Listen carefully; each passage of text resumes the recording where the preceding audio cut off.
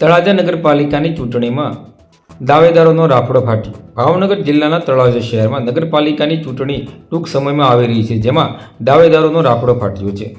તળાજા નગરપાલિકાની યોજાનાર ચૂંટણીની વાત કરીએ તો ભારતીય જનતા પાર્ટીમાં 92 દાવેદારો દ્વારા દાવેદારી કરવામાં આવી છે, જ્યારે કોંગ્રેસમાં 67 દાવેદારોએ પોતાની દાવેદારી કરી છે અને આમ આદમી પાર્ટીમાં 39 દાવેદારોએ પોતાની દાવેદારી નોંધાવી છે.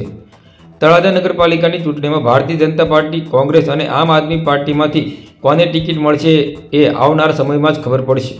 તળાજા નગરપાલિકાની ચૂંટણીમાં 7 વોર્ડમાં તમામ દાવેદારોએ દાવેદારી નોંધાવી છે. તળાજા નગરપાલિકાની ચૂંટણીમાં કોઈ પણ પાર્ટી 28 ઉમેદવારોને ટિકિટ આપી શકે તેમ છે.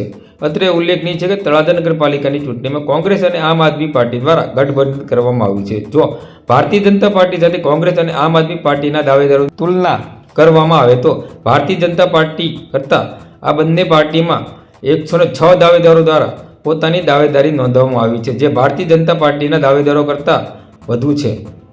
તળાજા નગરપાલિકાની ચૂંટણીમાં ત્રણેય પાર્ટીમાંથી ઉમેદવાર કોને બનાવવામાં આવશે તે આવનાર સમયમાં જ ખબર પડશે.